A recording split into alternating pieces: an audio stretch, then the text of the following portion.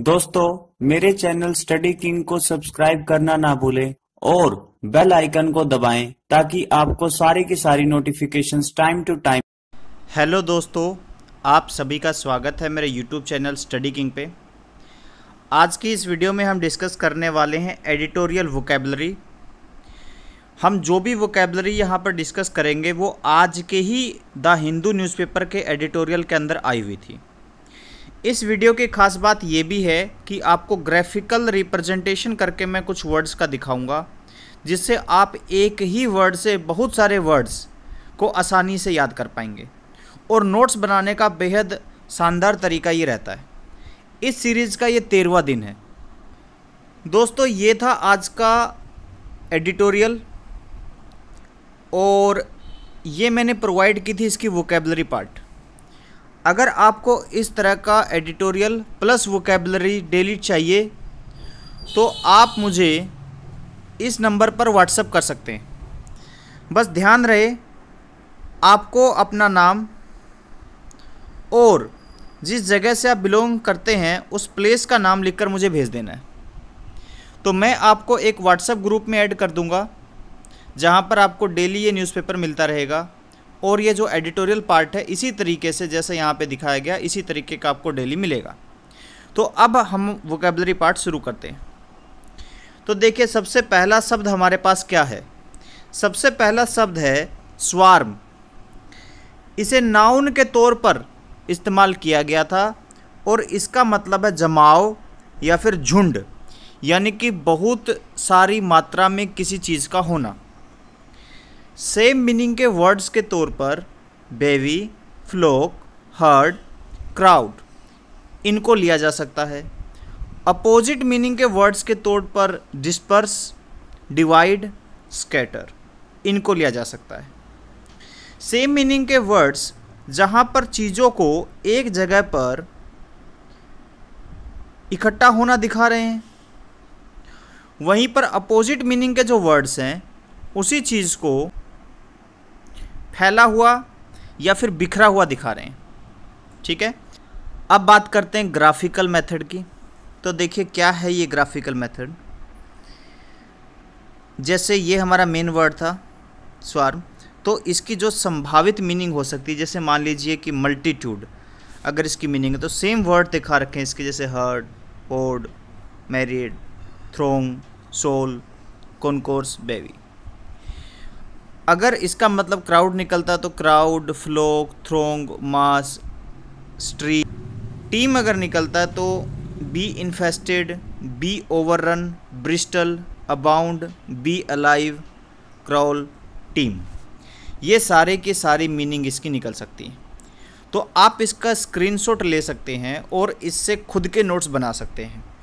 कभी भी आलस मत करिए वोकैबुलरी के पार्ट में, क्योंकि जब आप स्कूल में जाते होंगे, बच्चे होंगे, छोटे होंगे, उस टाइम पे भी आपके बुक के अंदर सारी चीज़ें गिवन होती थी, उसके बावजूद नोटबुक लगवाई जाती थी और अपने हाथों से लिखा जाता था चीज़ों को। उसका फ़ायदा ये होता था कि माइंड में वो अच्छे से स्टोर हो जाती है। तो लिखने में बिल्कुल भी हेजिटेट मत कीजिए, आप ज़्यादा से ज़्यादा फोकस कीजिए लिखने के ऊपर। ठीक है, नोटबुक बनाइए, इसी तरीके से ग्राफिकल मेथड से नोट्स बनाइए और फिर देखिए एक हफ्ते बाद ही किस तरीके से आपको फ़ायदा होता है। नेक्स्ट वर्ड देखिए क्या है, बेटर्ड। इसे एडजेक्टिव के तौर पर इस्तेमाल किया गया था और इसका मतलब था फूटी। सेम मीनिंग के वर्ड से आप समझ पाएंगे कि इसका क्या मतलब था।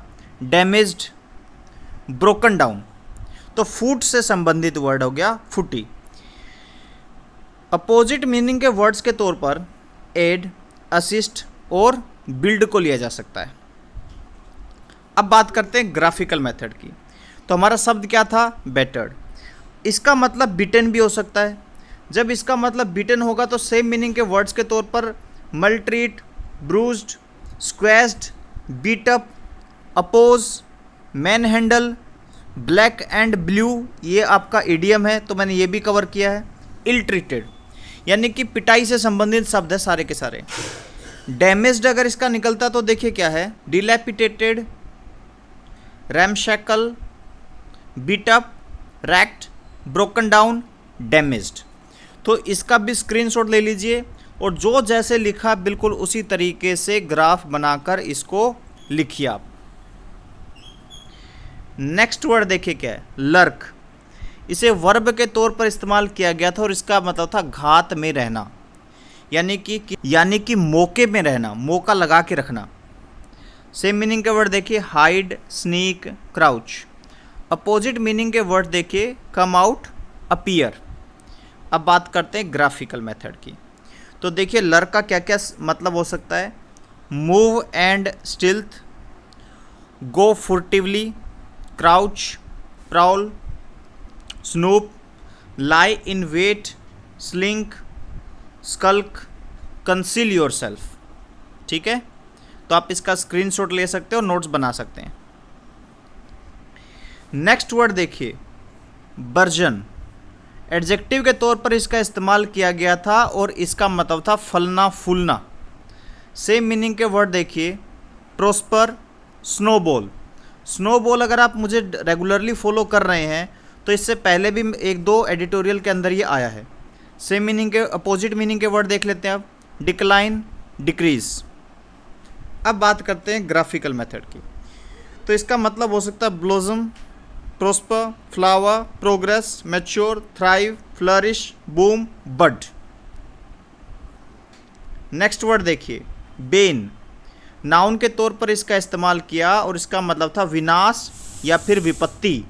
सेम मीनिंग के वर्ड्स के तौर पर कैलामिटी, कर्स, डिस्पेयर का इस्तेमाल किया जा सकता है। अपोजिट मीनिंग के वर्ड्स के तौर पर हैप्पीनेस, प्रोस्पेरिटी, इनका इस्तेमाल कर सकते हैं। अब बात करते हैं ग्राफ की। तो देखिए अब ये जो वर्ड हैं जो स्क्वायर से रिप्रेजेंट कर रखे हैं, ना कि सर्कल से, ये अपोजिट मीनिंग को रिप्रेजेंट कर रहे हैं। पहले सेम मीनिंग के वर्ड देख लेते हैं, वो नोइसेंस, डाउनफॉल, कैलामिटी, स्कर्स, एफ्लिक्शन। और अपोजिट मीनिंग के वर्ड्स के तौर पर ब्लेसिंग, कंसोलेशन, सोलिस, इनका इस्तेमाल किया जा सकता है। नेक्स्ट वर्ड देखिए, एंटिक्विटेड। एडजेक्टिव के तौर पर इसका इस्तेमाल किया गया, इसका मतलब पुराना या फिर प्राचीन है।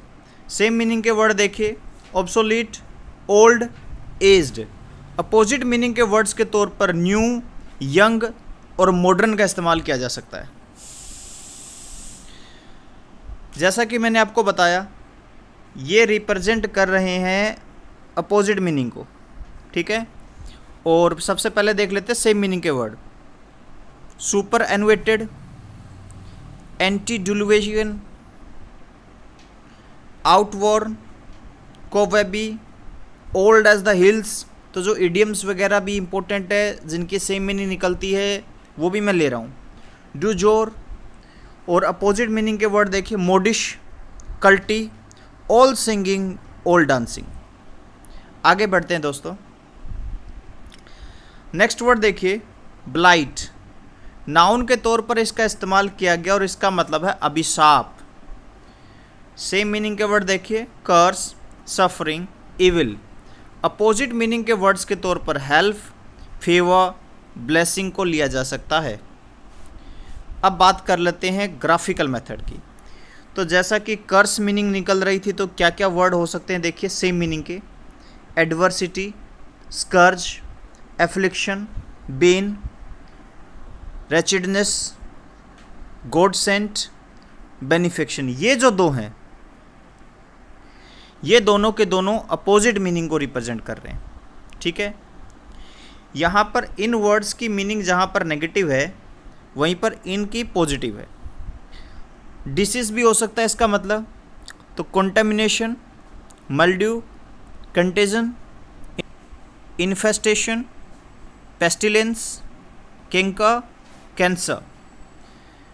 फ्रस्ट्रेट भी मीनिंग निकल सकती है, spoil, scar, undo, mess up, annihilate, nullify, put a damper on. ये सारी मीनिंग हो सकती है ब्लाइट की। आगे बढ़ते हैं। नेक्स्ट वर्ड जो था वो था एल नीनो।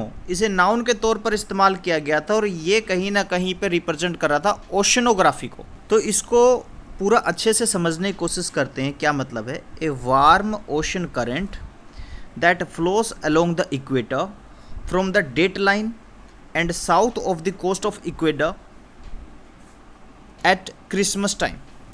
क्रिसमस टाइम पे ये होता है, वार्म ओशन करंट फ्लो करता है इक्वेटर, ठीक है, that flow the equator from, कहाँ से, फ्रॉम दिखाता source, date line and south of, यहाँ पे O double F physical separation नहीं, नियर दिखा रहा है, the coast of Ecuador at Christmas time.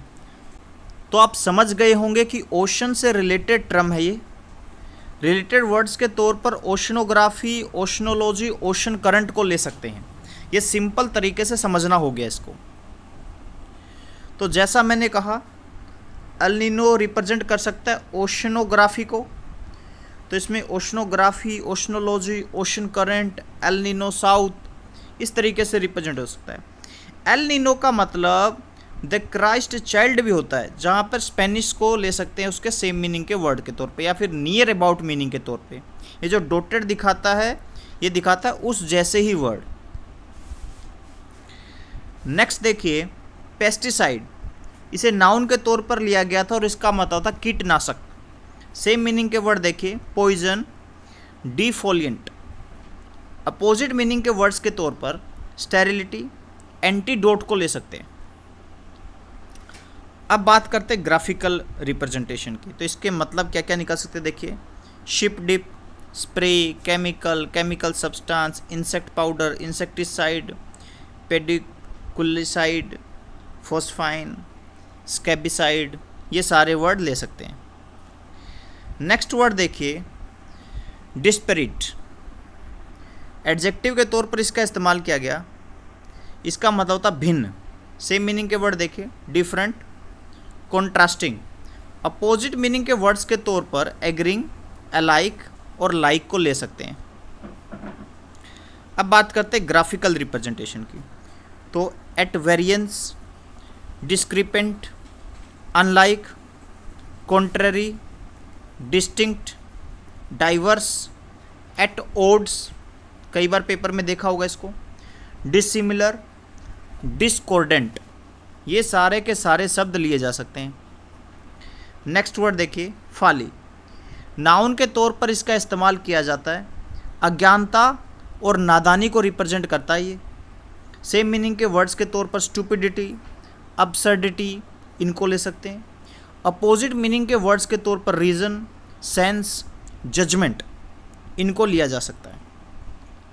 तो देखिए, अब आप बहुत ज़्यादा फेमिलियर हो गए होंगे इस मेथड से। तो पहले सेम मीनिंग के वर्ड्स की बात करते हैं, रैशनेस, इम्बेसिलिटी, फेटुइटी, प्रीपोस्टरनेस, डफ्टनेस, डेसिपियंस, और ये आ गई opposite meaning, moderation, prudence, level headedness. Next word, locust, noun के तौर पर इसका इस्तेमाल किया गया और इसका क्या मतलब है, migratory grasshoppers of warm regions having short antenna. तो कई तरह के होते हैं ग्रास हुपर्स, हम जिस तरह की बात कर रहे हैं वो माइग्रेटरी है, यानी एक जगह से दूसरी जगह पर जाने का काम करते हैं वो। कुछ होते हैं कि एक पर्टिकुलर एरिया में ही रहते हैं, लेकिन ये क्या करते हैं, माइग्रेट करते हैं। और इनका जो एंटीना है वो क्या है, शॉर्ट है, यानी कि छोटा है। किसी का होता है बहुत बड़ा साइज का, तो ये उसकी फिजिकल अपीयरेंस को रिप्रेजेंट करने का काम करता है, जिससे हम पहचानते हैं कि कोई भी जीव कौन सा है। ठीक है, अब बात कर लेते हैं ग्राफिकल रिप्रेजेंटेशन की। तो लोकस जो है, एक मीनिंग क्या हो सकती है, migratory grasshoppers of warm region having short antenna, ये मैंने बताया। तो इसके लिए क्या होता है कि अलग अलग तरह के वर्ड्स यूज़ कर सकते हैं, जो मैंने यहाँ पर मेंशन कर रखे हैं आपके। एक क्या हो सकता है, एक हो सकता है any of various hardwood trees of the family लेगुमिनोसिए।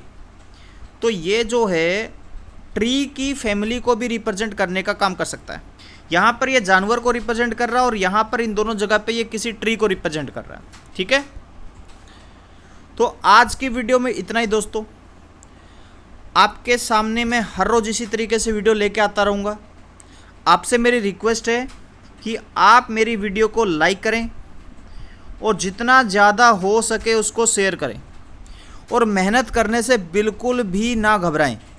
जितने ज़्यादा आप नोट्स पर काम करेंगे, जितना ज़्यादा आपका हाथ चलेगा, उतनी ही ज़्यादा आपकी किस्मत संवरती जाएगी।